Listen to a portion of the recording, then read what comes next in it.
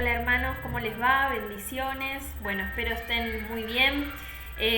Hoy es jueves, tenemos nuestro estudio bíblico, sí, como todos los jueves. No vamos a continuar hoy todavía, sí, con lo que veníamos hablando, sí, que estábamos hablando sobre los dones, sí.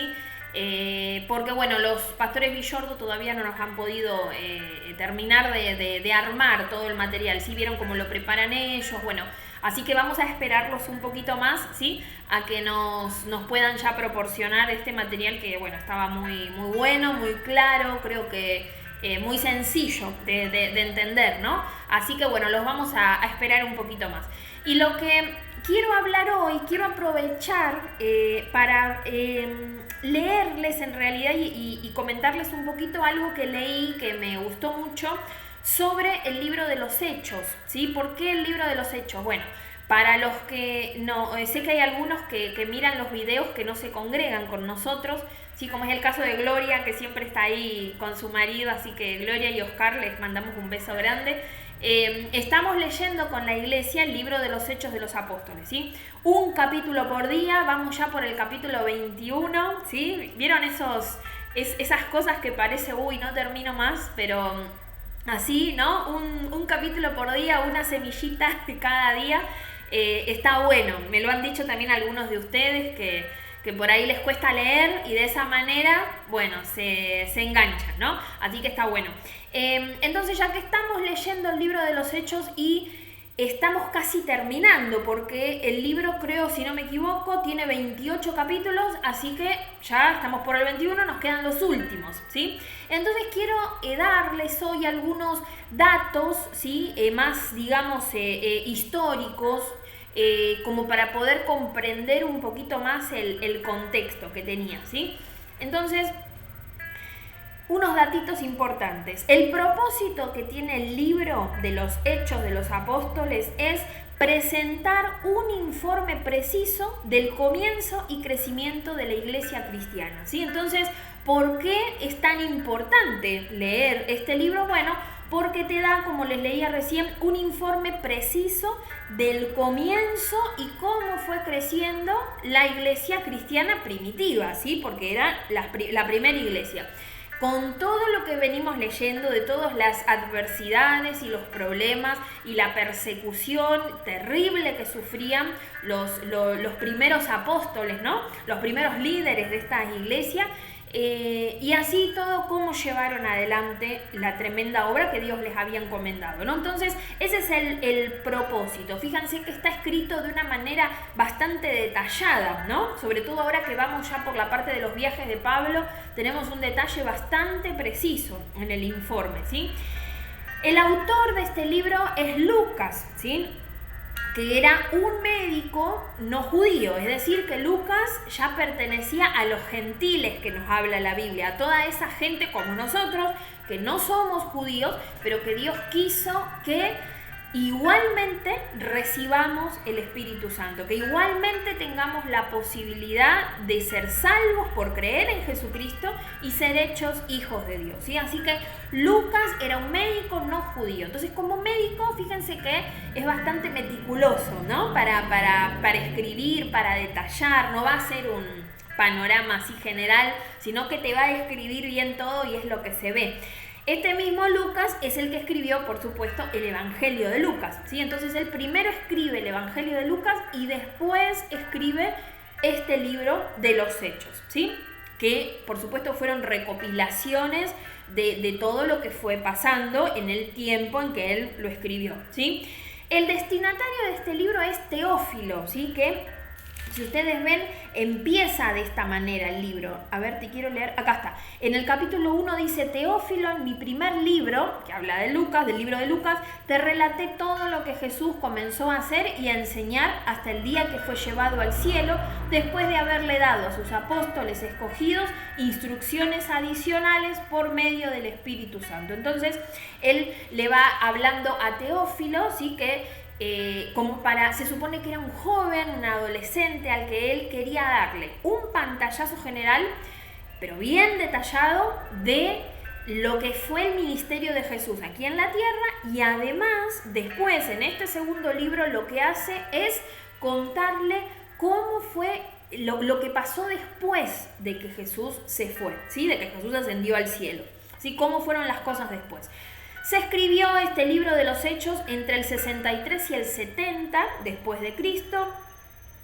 Si hablamos del marco histórico, tenemos que decir que Hechos es el vínculo entre los evangelios que relatan la vida de Cristo y las cartas que se tratan de la vida de la iglesia, ¿sí? Entonces vemos ese vínculo, ¿sí? Entre los evangelios que nos relatan todo lo que Jesús hizo estando aquí en la tierra, y después la parte, ¿no?, de las cartas que están en el Nuevo Testamento que se tratan de la vida de la iglesia. Ahí en las cartas, por lo general, la mayoría fueron escritas por Pablo, pero por lo general lo que vemos es instrucciones para la iglesia. Por eso es tan importante para nosotros, hermanos, poder leer también estas cartas, ¿no? Ahora estamos leyendo los Hechos, ya de a poquito seguro podremos ir leyendo lo demás, pero ahí tenemos instrucciones de cómo debemos hacer las cosas, cómo debemos comportarnos según lo que Dios dice, ¿sí? Pero todo eso se logra leyendo la palabra de Dios. Amén. Es la única forma que nosotros podamos tener un acceso a lo que Dios dejó establecido para la iglesia de ese tiempo, pero también para esta. Amén. Después, las personas clave en este libro de los Hechos son varias, ¿sí? Que son las que se van nombrando durante todos los capítulos. Tenemos a Pedro, a Juan, a Santiago, a Esteban, a Felipe, a Pablo, Bernabé, Cornelio, Santiago, el hermano de Jesús, que no era igual que el otro Santiago. El anterior Santiago era el que fue asesinado, el primer mártir, se lo considera cuando empezó la persecución más fuerte para la iglesia, ¿sí? Este otro Santiago era el hermano de Jesús, que llegó a ser también más adelante líder de la iglesia que estaba en Jerusalén, ¿sí? Timoteo, Lidia, Silas, Tito, Apolo, Ágabo, Ananías, Félix, Festo, Agripa y Lucas, ¿sí? Si vamos a las personas principales y clave del libro, más o menos podríamos decir que son esas, ¿sí? Los lugares clave, bueno, Jerusalén, Samaria, y empieza a nombrar ahora acá también este apunte, las otras ciudades, ¿sí? Lida, Jope, Antioquía, Chipre, Antioquía de Siria, Iconio, Listra, Derbe, Filipos, Tesalónica, Berea, Atenas, Corinto, Éfeso, Cesarea, Malta y Roma, ¿sí? Todavía no hemos llegado a la parte de Roma, ¿sí? Pero van a ver en los últimos capítulos que, Pablo finalmente va a Roma. Ya en el que leímos hoy, él tiene ese deseo, pero porque el Espíritu lo está llevando a que debe ir a ese lugar, ¿sí? Así que ya eso en los próximos capítulos seguro algo va a aparecer de eso. Características especiales que tiene este libro de los Hechos. Hechos es una continuación del Evangelio de Lucas, ¿sí? Como decíamos antes. Como Hechos termina repentinamente, es posible que Lucas haya pensado escribir un tercer libro para continuar la historia.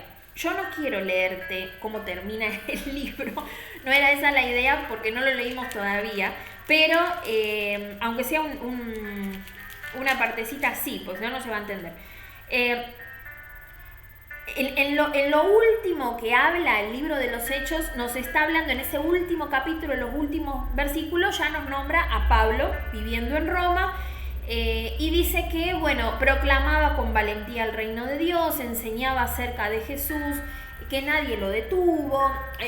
No te voy a dar más detalles para que después lo podamos leer, pero eso, ya está. No es como las demás cartas que uno lee del Nuevo Testamento, sobre todo, que por ahí hay saludos, hay saluden a tal de mi parte, agradezcanle, ¿no? Sean fieles, terminan por ahí que la gracia de Dios esté con ustedes, amén. Bueno, no hay todo eso en el libro, ¿no? O los demás libros, incluso del Antiguo Testamento, que uno le ve como un cierre o como un final. Bueno, en este no, queda como abierto. Entonces los teólogos dicen eso, que tal vez Lucas tenía la idea de escribir un tercer libro, porque no es que los Hechos de los Apóstoles se terminaron ahí en Pablo estando en Roma y en eso que te leí recién. No, el resto de los apóstoles y de todas las personas que habían tomado la determinación de hacer lo que Jesús había dicho, que era llevar el evangelio hasta lo último de la tierra, lo estaban haciendo y lo seguían haciendo. Lucas registró, digamos, la primera parte de este comienzo de la iglesia en Jerusalén, cuando empieza la persecución, que no queda otra que muchos se dispersan, salvo los apóstoles, los 12 que se quedan en Jerusalén, pero el resto, al dispersarse, empieza también a dispersarse el evangelio a las demás ciudades. Y después de eso, bueno, cosas que ya hemos leído, ¿sí? Los conflictos que había, pero Lucas se centra en Pablo, ¿sí? Y eso es lo que termina contándonos el libro. No cuenta ni siquiera cómo termina Pablo sus días, ni nada por el estilo. Entonces, tal vez estaba esta posibilidad de escribir un tercer libro, ¿sí? Ahora, yo quiero leerte. A ver, déjenme ver cómo lo vamos a hacer. Sí, les voy a leer algo que quiero comunicarles, así, que quiero transmitirles, mejor dicho, que esto que les voy a leer y los datitos estos anteriores que les di están en la Biblia de estudio que se llama Diario Vivir. La mía está un poco viejita, pero se los voy a mostrar igual. Acá como es la tapa, esta es la Biblia de estudio, ¿sí? ¿Se ve ahí? Creo que acá, ahí está. La Biblia de estudio Diario Vivir, ¿sí? La mía es, ven que dice ahí abajo NTV, es la nueva traducción viviente, ¿sí? Esta Biblia, saben que con mi esposo siempre decimos, creo que es la mejor inversión que hemos hecho esta Biblia. Me acuerdo que la pagamos en cuotas, bueno, mucho más barata que lo que debe salir ahora, hace ya unos cuantos años.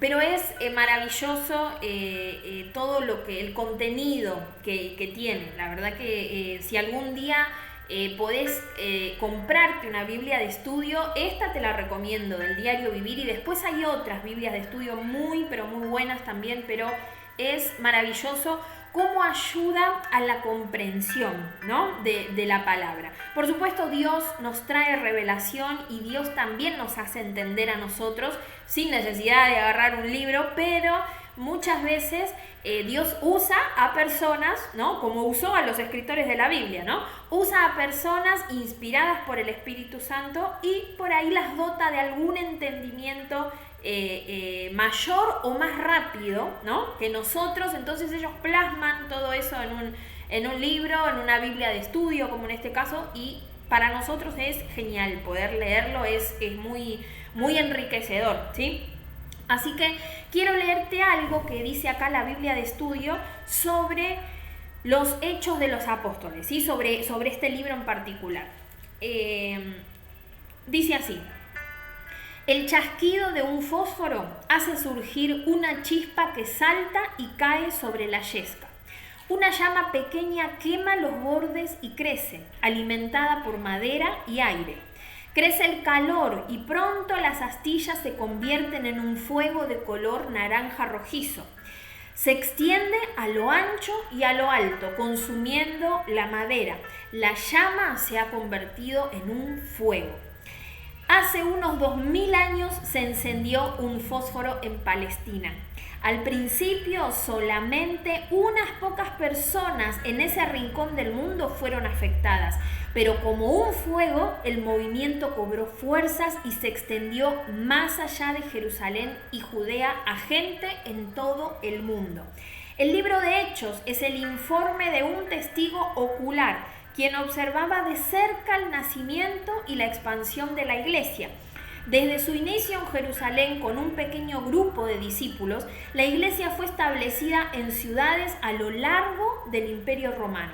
Con el poder dado por el Espíritu Santo, los discípulos ministraron con valentía, predicando, enseñando, sanando y demostrando amor en las sinagogas, las escuelas, los hogares, los mercados y tribunales. En calles, colinas, barcos y caminos del desierto, a donde quiera que Dios los enviaba, vidas fueron transformadas y la historia fue cambiada. Escrito por Lucas como una continuación de su evangelio, Hechos es un valioso registro histórico de la iglesia primitiva. También es un libro teológico con lecciones y ejemplos dinámicos de la obra del Espíritu Santo, de las relaciones y la organización de la Iglesia y de las implicaciones de la gracia y la ley del amor. Además, Hechos es una obra apologética que presenta argumentos convincentes de la validez de las declaraciones y las promesas de Cristo. El libro de Hechos comienza con el derramamiento del Espíritu Santo prometido, ¿se acuerdan?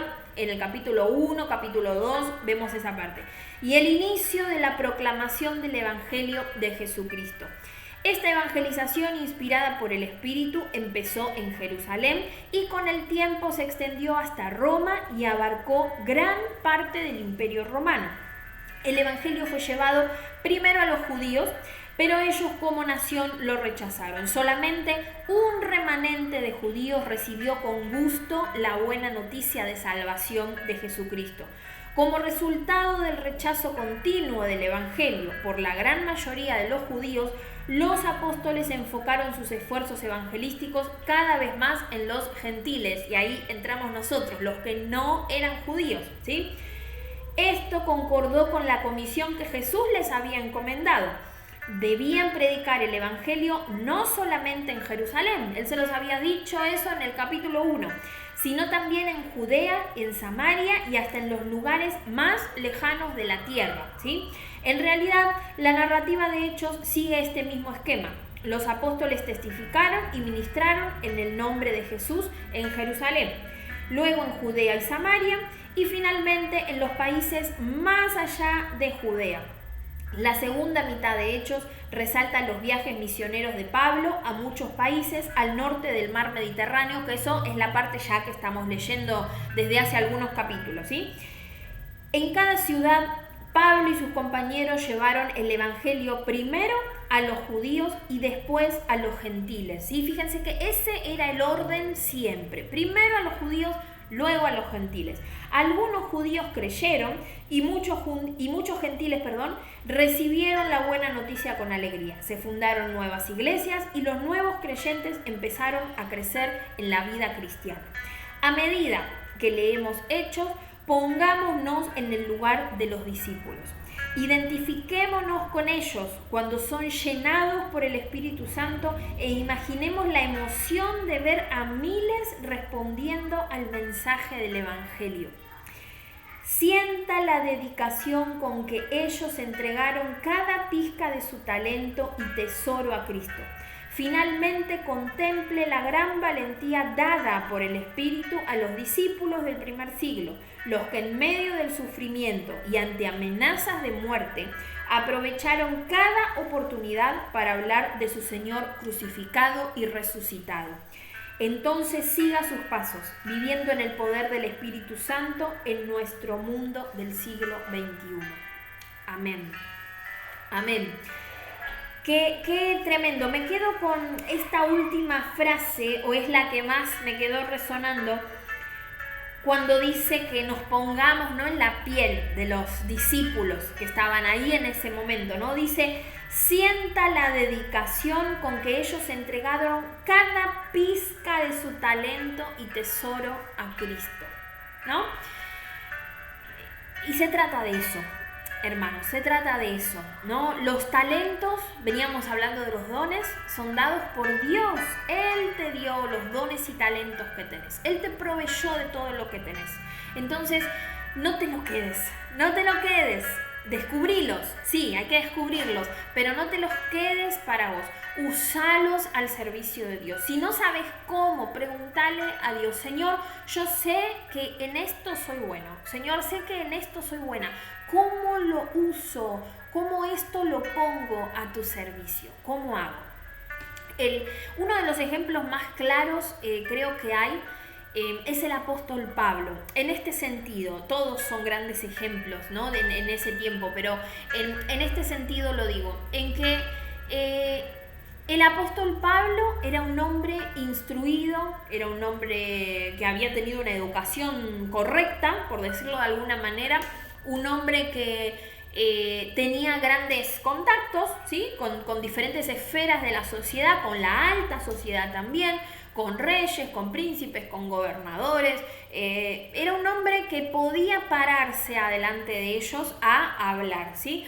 Todo eso le vino antes de conocerlo al Señor. Es decir, que Dios lo empezó a dotar de ciertas cosas y le dio cierta instrucción, le permitió que él tuviera cierta instrucción, porque Él tiene un propósito con nuestra vida desde el principio de la fundación del mundo, desde que antes que te formaras en el vientre de tu madre, dice la palabra, yo ya te conocí y ya te di como mi profeta a las naciones. Amén. Eso es lo que dice Dios de cada uno de nosotros. En Jeremías lo tenemos ese versículo. Entonces, en el caso de Pablo, toda la instrucción que él había recibido, todo lo oculto que seguramente podía llegar a ser, todo eso, él lo puso al servicio de Dios. Él no se lo quedó para beneficio suyo, porque en la primera mitad de su vida, cuando no conocía al Señor, por supuesto lo habrá usado para su beneficio y le habrá venido muy bien para muchas cosas. Pero en la segunda parte de su vida, cuando él ya conoce a Cristo, él le dice al Señor, Señor, todo esto que tengo, todo esto que vos me dotaste, todos estos dones, talentos, posibilidades de haberme instruido en diferentes cosas que me diste, Señor, yo lo dejo en tus manos. ¿Y qué es lo que pasó con Pablo? Bueno, Pablo se paraba delante de gobernadores, delante de distintas personas, eso hemos leído algo ya en estos capítulos, con una autoridad y con una altura que creo que él nomás podía hacerlo. Por algo lo mandó a Pablo y no a otro de los discípulos o de los apóstoles, a esos lugares a donde lo mandó, ¿sí? Entonces vemos que todo lo que Dios nos dotó, todas las cosas que tenemos puestas al servicio de Él, puede ser una bomba atómica, hermanos, ¿sí? Para los que no conocen, ¿sí? Para que vos puedas llevar el mensaje. ¿Te puede dar vergüenza? Sí, a todos nos ha pasado. ¿Puede ser que pienses que no vas a saber qué decir? Sí, también a todos nos ha pasado. Puede ser que te intimiden porque va a venir alguna persona cuando te escuche hablar a querer hacerte trabar, ¿no? Y caer y que no sepas qué contestar. Sí, porque también a todos nos ha pasado, ¿sí? Pero tenés que entender que Dios es quien te llama. Dios es el que sabe de lo que vos estás dotado, y porque Él te dotó justamente, y de toda la capacidad que tenés. Amén. Y te quiero leer este versículo, el del capítulo 1, versículo 8 de Hechos. Pero recibirán poder cuando el Espíritu Santo descienda sobre ustedes y serán mis testigos y le hablarán a la gente acerca de mí en todas partes, en Jerusalén, por toda Judea, en Samaria y hasta los lugares más lejanos de la tierra y hasta lo último de la tierra, ¿sí? Amén. Pero recibirán poder cuando el Espíritu Santo descienda sobre ustedes. ¿Qué tenían estos hombres? Porque si bien te dije recién que Pablo era un hombre instruido, culto, que había estudiado, pero a ver, ¿cuánta gente es así? ¿No? Muchísima, tiene esa posibilidad. Y eso no te hace diferente. El resto de los apóstoles, bueno, de algunos conocemos un poquito la historia. Pescadores, recaudadores de impuestos, pero terribles, ninguna honestidad en su trabajo. Otros tenían un carácter pero terrible, terrible, por eso Dios los llamó, Jesús los llamó hijos del trueno a dos de ellos. Así que imagínense de la clase de personas que estamos hablando. Qué parecidos a nosotros también, ¿no? Algunos. Pero, ¿qué tenían? ¿Qué era lo que tenían? Porque para que en los evangelios sean de una forma y cuando después uno lee el libro de los Hechos los ve pararse ahí con toda la autoridad, de a miles se convertían al Señor. ¿Qué pasó? ¿Qué tenían de diferente? ¿Qué había en ellos? Lo que te acabo de leer. Pero recibirán poder cuando el Espíritu Santo descienda sobre ustedes. El Espíritu Santo de Dios, la promesa del Espíritu Santo de Dios. Eso es lo que los hacía diferente.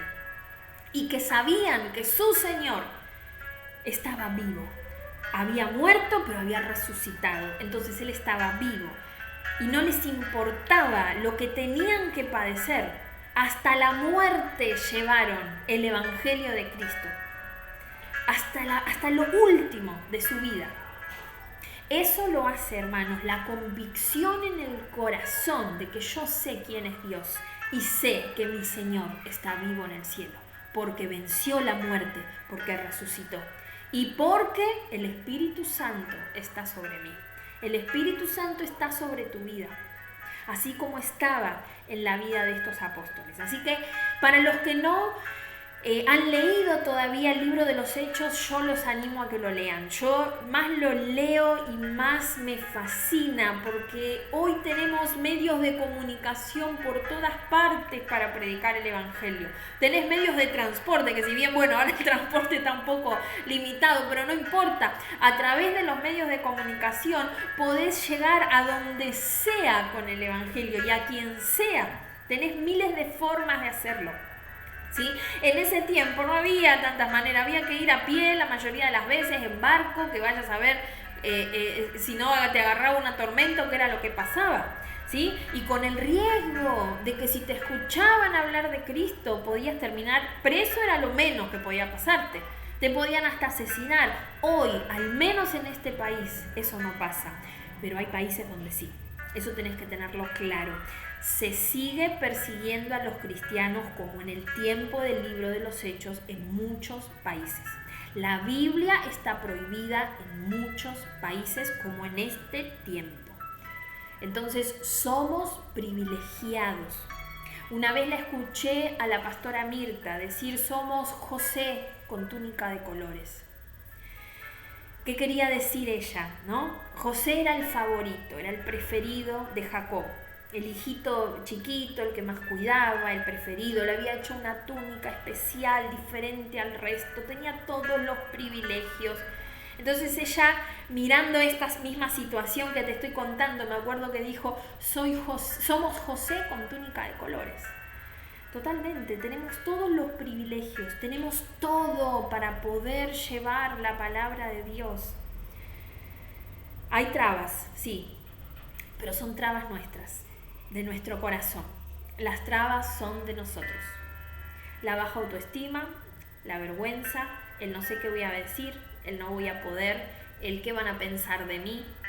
Y tal vez el tener claro que cuando te pongas a hablar de Cristo, capaz no todos tus amigos estén muy contentos. Por ahí cuando te pongas a hablar abiertamente de Cristo, capaz que no todos tus contactos te digan: wow, qué bueno esta persona que se acercó al Señor. Por ahí tengas algunos eliminados en el Facebook. Eliminados, mejor dicho, algunas personas te des cuenta que te hayan eliminado del Facebook.